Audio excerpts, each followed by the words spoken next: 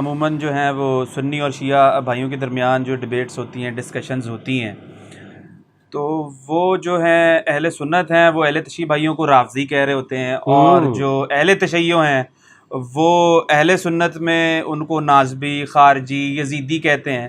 تو یہ جو اصطلاح ہیں یہ آپس کے ٹسل میں ہی ڈیوائز ہو گئی ہیں، یا یہ واقعتاً کوئی پیچھے سے اس کا دیکھیں اصطلاح تو اپنی اصل میں موجود ہے، لیکن اس کی امپلیمنٹیشن جو ہے نا وہ غلط ہو رہی ہوتی ہے، اپنے مقاصد کے لیے، پیٹ کے لیے ہو رہا ہے سب کچھ۔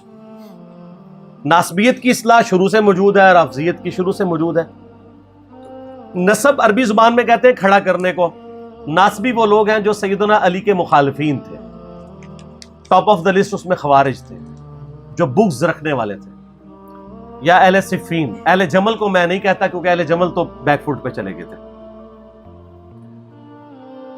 اور دوسری طرف ناسبی کے اگینسٹ جو ٹرم یوز ہوتی ہے وہ رافضی ہیں، جو سیدنا علی کی شان میں غلو کرتے ہیں۔ ظاہر ہے سر جب آپ 60 سال تک ممبروں کے اوپر سیدنا علی پہ لعنت کروائیں گے تو دوسری طرف سے بھی ریونج آئے گا، وہ حضرت علی کو بڑھائیں گے اور پھر وہ ہر اس بندے کو رگڑے میں لے آئیں گے جس سے آپ محبت کریں گے۔ جیسا کہ غلام احمد قادیانی دجال کرتا تھا، جس سے اس کی لڑائی ہوتی تھی نا، اس کے بزرگ کو گالیاں دیتا تھا، چاہے وہ اس کا اپنا بزرگ بھی ہو۔ یعنی مجھے بتائیں اگر ہمارا عیسائیوں سے دشمنی ہوگی تو کیا ہم حضرت عیسیٰ کی توہین شروع کر دیں گے؟ لیکن قادیانی چونکہ اس کا ذہنی توازن ٹھیک نہیں تھا، وہ یہی کام کرتا تھا۔ میں نے پچھلے دنوں میرا جو ایک کلپ چڑھا ہے غلام احمد قادیانی یزیدی، اس میں میں نے حسین ابن علی کی جو اس نے گستاخیاں کی ہیں وہ دکھائی ہیں۔ وہ یہی تو بتایا کہ وہ حسین علیہ السلام کی اس لیے توہین کرتا ہے کہ آپ کو پتا ہے کہ قادیانیت کے سب سے زیادہ افیکٹو جو مکتبہ فکر ہے نا مسلمانوں میں، وہ شیعہ ہیں، کیونکہ اس نے مہدی ہونے کا بھی دعویٰ کیا تھا تو کئی شیعہ بھی ساتھ لگ گئے تھے۔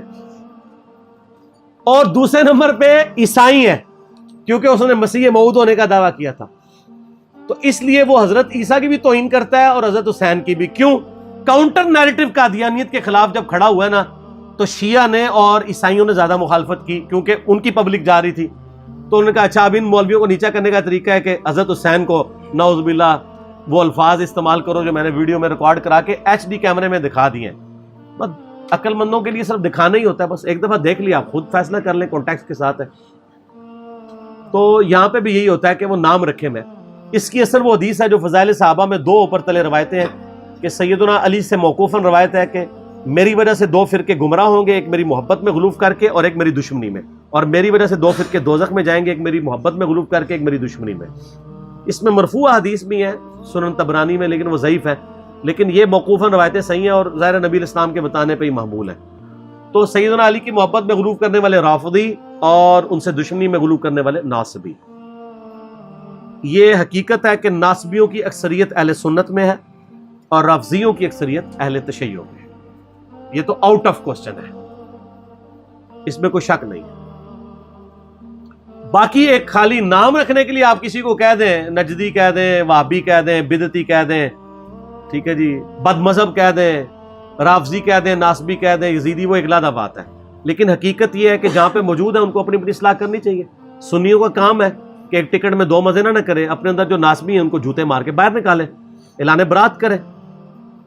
ہمارے جیل میں بہت بڑا ناسبی تھا فیض عالم صدیقی، قتل ہو گیا تھا، 80s کی بات ہے۔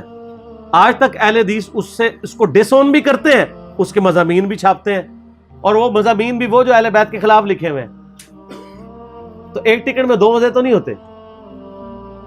دوسری طرف شیعہ ہیں اور ان کے اندر جو رافضی خبیث گھسے ہوئے ہیں، جو کہ شیخین کے اوپر تبرہ کرتے ہیں، روڈ لینگویج استعمال کرتے ہیں، وہ ان کو اس طریقے سے کنڈیم کرنے کے لیے بھی تیار نہیں ہوتے ہیں، ایک ٹکٹ میں 2 مزے کر رہے ہوتے ہیں۔ اب تھوڑی چینج آئی ہے، لوگ کرنا شروع ہوئے، لیکن یہ دراڑیں اسی وقت فل ہوں گی جب شیعہ رافضیوں کی صفائی کریں اپنی صفوں سے اور سنی ناسبیوں کی صفائی کریں۔ صرف کہہ لینے سے کافی نہیں ہے کام کہ نہیں جی ہمارا تو کام تھا ہم نے بس کہہ دیا۔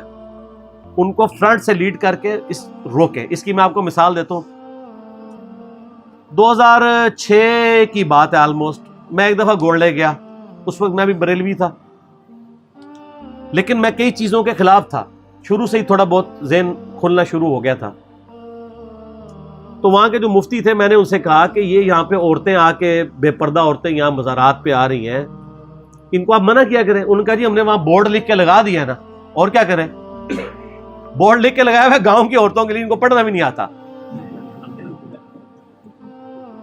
میں نے کہا صرف یہ کافی ہے، آپ ان کو روکیں بائی فورس، قبر تک پہنچے ہی نا، وہاں مرد کھڑے کر دیں، اندر آنے ہی نہ دیں. لیکن وہ چاہتے بھی نہیں، اندر آئیں گی تو چندہ دے گی نا.